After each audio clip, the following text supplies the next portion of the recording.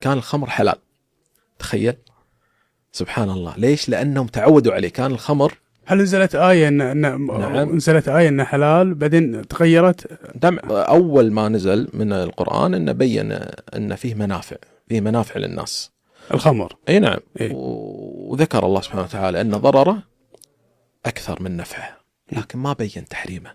ثم نزلت آية ولا تقربوا الصلاة وأنتم سكارى. الأولى صار عليها. الأولى فقط بين الله سبحانه وتعالى أن فيه منافع للناس، إيه؟